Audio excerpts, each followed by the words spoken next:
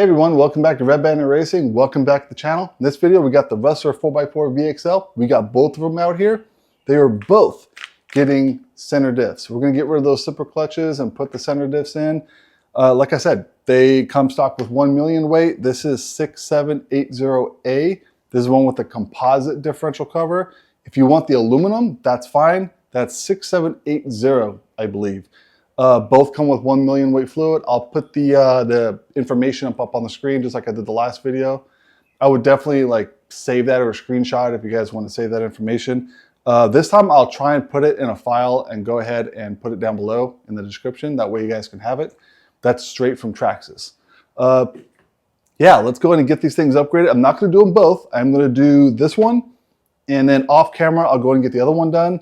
I will take this apart for you so we can make sure that it is topped off so you guys can see what it looks like, take it apart. If you guys haven't watched already, or slash center diff upgrade and or Stampede center diff upgrade. So let's go ahead and just jump right into it. All right, so this is going to be a little bit different than the Stampede and the slash.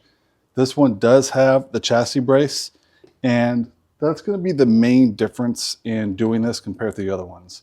Let's go ahead and take that off. That's going to be your 2.5. And if you guys do have the chassis brace, it's not that hard to take off. We'll just zip it off real quick.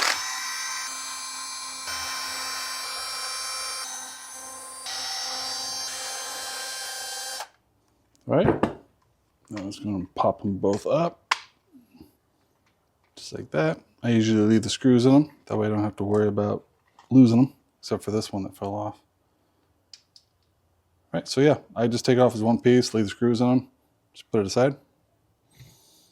All right, so now it should look more familiar to you guys. Let's grab, I think that's a 2. Let's grab your 2. I think the only tools you guys are gonna need is your 2.5, your 2.0, and if you do have to adjust your pinion a little bit, your 1.5, which the last one we didn't even have to adjust, so that's good. All right, now that we've got that off, all we got to do is flip it over, take these 2 bottom ones out, and this one looks like it's got a little bit of dirt in it, so we're going to go ahead and pick that out.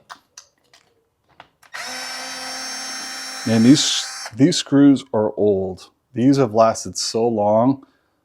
I can't believe how long these have been. At one point, these were damaged. Like this one right here. I mean, these ones are almost shaved off. Hopefully you guys can see that. And they've lasted so long. I mean, they're actually really smooth from scraping along the surface, especially at the skate park. Okay, so we got that off. I'm gonna flip it over, give it a little wiggle, separate it. And actually this one came off right with it. So just take that off like that. Go ahead and put these aside right there. This is the Hot Racing. Make sure you guys can see that. Yeah, this is the Hot Racing 54 tooth. Everything's the same as the other ones. The only thing you're gonna do is take this bearing off. Take that bearing off. Ooh, I can't even get past that. I think the other one I got it right past it. I think it's the set screw. All right, get that bearing right off right there. And we'll go ahead and put this right back on. Just like that. So what we're gonna do is we're gonna put this aside. We're not gonna use this anymore. This has worked great. I haven't had to replace this spur gear since I upgraded from the plastic. The plastic one, I think we went through 2 or 3 of them because the chassis would flex. And when the chassis flexes, it changes the pitch and the pinion and the spur, and we were chewing up spurs left and right. So what we did was we got the chassis brace. And ever since we put this on, we never once again damaged the spur gear. So this is a must. It does suck though, because if you do have the LED light kit, the module goes right up front, so you're not gonna be able to use this. And I believe, I don't know what it's called, the GPS unit, if you guys want the telemetry, I believe that module goes up here too. So they don't give you multiple areas to put them on. I'm sure you guys can make something up and make it fit, but the problem is that the chassis brace takes up a lot of real estate right up front. So, but over all the gimmicks and the LED light kit, yeah, they're really cool, but if you're out there bashing, you're just going to tear that kit up anyways. The wires tend to pull out, especially when you're hitting stuff. This is going to be more beneficial for you, especially if you're out there racing around. But if you don't beat on your car like we do, then the LED light kit might be pretty cool. You might enjoy it. Man, the LED light kit at the skate park would be really cool. All right, so let's go and put this aside. Let's go grab our new one. Get this open. And there you go. 54 tooth steel. Really nice. Everything's set up. Don't have to touch it. Just got to throw it in. But what we are going to do, let's take it apart real quick so we can check the fluid. Now when you take that last one, just be careful. The fluid's really thick, so kind of swirl it around. There we go. All right, so let's check this out. That's what it looks like inside. 1 million weight is pretty thick. So let's check this out. It's a smidge low. I mean, I could probably put just a little bit more in it. You don't want it packed. I usually go right below the spider gears, right about here. As long as it's level with those bars right there, you're fine. You know, you don't want to go past that because you overfill it and you could, you know, blow out the seal or blow your diff out. So don't put too much in. These pins right here, I said bars, but they're pins that hold the spider gears in place. Put the fluid right on it. You want it right level with it. You don't want to put too much. So the fluid we're going to be using is part number 5042. This is by Traxxas. It's 1 million weight. It's thick. It's not as thick as 20 million, but this is still pretty thick. So if we take some, just take a decent amount like that. That's probably too much. Let me take a little bit of that off. That's a lot. There you go. That's it. I'm going to take some of this off. There you go. All right, and then you're going to swirl it around a little bit, and that should be plenty. You don't want any more than that. That should work just fine. Now these line up really easy. If you can see, there's little indentations on each screw, on each side, and there's little indentations on the cover, just like on your front and rear diff. That's going to help you line it up and make sure that it stays in place. So we're going to put this in. See, turn it and it locks right in there. So that's where you're going to tighten it up. So let's go and get this tightened up real quick.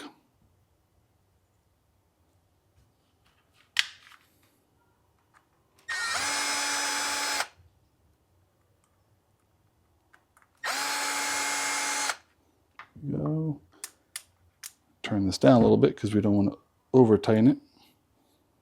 You want it snug, you don't want it cranked down just like the other ones.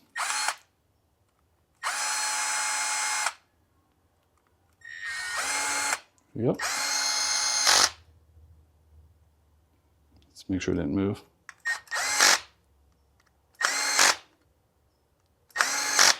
All right, I'm going to do it by hand.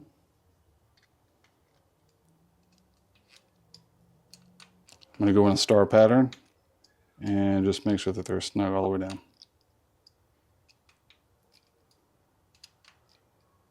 All right, there we go.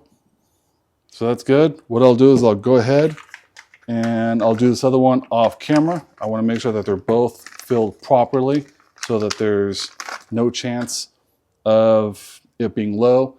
And like I've said in all the other videos, when you guys get a brand new RC car, take your time. Put it up on your bench, take the front diff apart, take the rear diff apart. If you have a center diff, take your center diff apart, check all the fluids, make sure they're full, put it back together, and then go ride. And that's a really good practice for when you get new RC cars. So make sure you guys take care of your stuff and it'll last forever. All right, so I went ahead and made sure that both of them were serviced. So I'm gonna go put one aside. We're gonna put that one in when we're done. All right, so let's get this installed. We got our bearing here. Always check your bearing. This one's real nice. This one probably was replaced not that long ago. So we slide that on, just like that. Make sure this is all nice and clean in here, which this one's already clean because we cleaned it earlier. So we're gonna put that in there.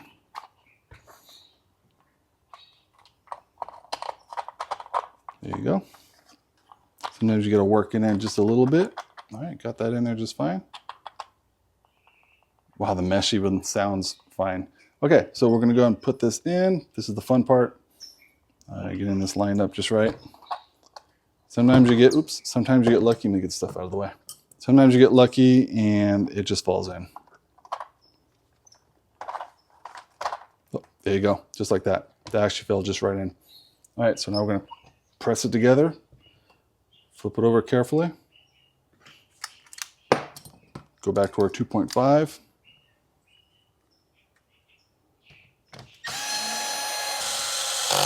There you go. Get my driver because I want to make sure these are snug. All right, let's flip it back.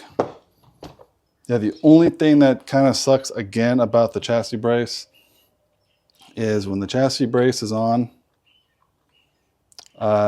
you almost have to put it on, get it tightened down, and then check your mesh and then take it off again.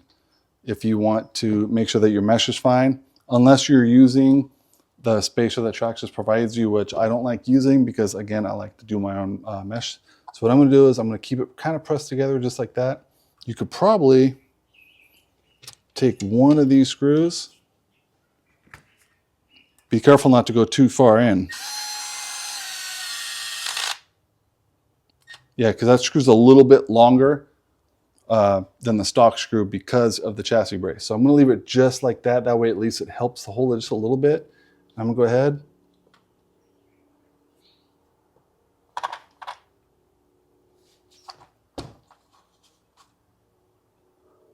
Yeah, see, it's a little tight. It's a little tight. So what I'm gonna do is I'm gonna have to adjust it just a little bit. Move my heat sink a little over. Okay, I usually just use another tool. Pry it forward. Just a little bit. Let me snug it back up and recheck it.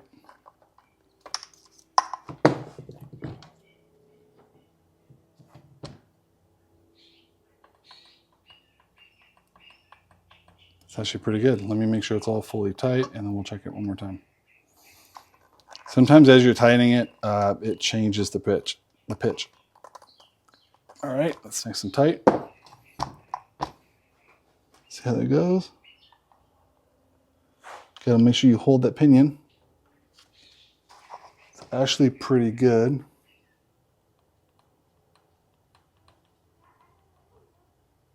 Yeah, that's perfect right there. You kind of really have to be careful moving it because it wants to move the motor. Right there. That's perfect. All right, so we got that all good. So let's go ahead and take this back out. Okay, let's go put our chassis brace back on. Actually, you know what? You gotta put the cover on first. I wish there was a better system for this, to be honest with you guys, because what if you have to check your mesh while you're out and you have to take all this apart just to check it? That's the only thing I didn't like about putting this chassis brace on and why I've been wanting to take it off. I really do honestly want to take this off. I literally have to remove all this just to check it, and I don't like that.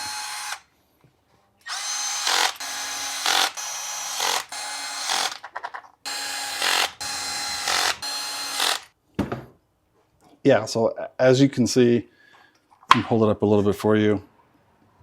If I don't like the mesh, I gotta take this chassis brace off and then take the cover off and check my mesh. I really don't like that. That's why I've been wanting to take this off, but it's really helped. If you guys have a better way of doing this, I think the only other way I could see fixing this would be taking this off and putting the aluminum motor mount on. The piece that goes back here, that's plastic. It's what holds the motor and the back end. If I put aluminum one in, I think that would solve my problem because then I know everything could be secure and tight and I can use Loctite. So that might be the way to get rid of the chassis brace. That way it's a little bit easier to fine tune your car instead of having to take all this apart. But that'll do it. That's all done. This is probably the quickest one. So I know this video is probably not too long. but this one's actually really easy to do. And I'm going to stick with the 1 million weight. I'm going to drive around a little bit, see how it feels, see if it's got enough slippage. If it's got too much or too little, I'll adjust from there, and we'll make sure to update you guys. We also got some new springs we're going to be putting on. They are right here. It's going to be 7448 and 7449. These are actually the stiffest ones that you can buy through Traxxas. These right here are the rears, and they are 1.004 rate, and the fronts are a 0.892. So these are the highest for the front and rear. We did that because we were putting pretty high weight in the Rustler for the skate park and hitting the ramps. And you don't want to put too high of a weight, because the more weight fluid that you put in, there's a possibility of bending the rod, and you don't want to bend the rod. So this way we can put these in and lighten up the fluid a little bit, and we can adjust a little bit more from there. So that's probably what we're going to do. If you ever take it to the track, we'll put these ones back on because these are really nice. They really soak up the track a lot. Even though the Rustler is very light, so it does bounce around a lot. So this is probably not this isn't the best car I like taking to a track, but it's still really fun because this thing's pretty quick. So let me go ahead and get the other one done off camera, and we'll be right back. All right, guys, we're all done. I got Will's car done. Everything went smooth. I mean, it was just as easy as mine. No hiccups. Everything worked out. This one I didn't even have to adjust the mesh on. As far as the tires go, I don't know if you guys have seen that video yet, but A-Main's Upgrade RC tires. These are the Dirt Claws, the 2.8 inch. Great, great tires. We really hit these tires hard at the skate park. Didn't have one problem. Beads didn't come undone. The gluing that they do is great. I can't wait to take this more off-road and see what it can do, especially now that it's got a center diff. So we're gonna really test it out. Yeah, this isn't a hard repair. Pretty easy, pretty straightforward. I'll leave everything down in the description that you guys will need. As far as tools go, all I used was the 2.5 and the 2.0 hex. I used a pick and my driver. I mean, that's all I really used. I didn't have to take the pinion off on either of them. I think I only had to adjust the mesh on mine. I didn't have to do it on Will's. So this was actually a really, really quick upgrade. So I really hope you guys like it. Leave a comment down below if you guys have done that to your car. But yeah, make sure you guys like and subscribe. It really helps out the channel. We're really growing fast with all the help from you guys. So let us know what you guys want to see next. If you guys have a special request, just put it down below, and we'll see you guys on the next one.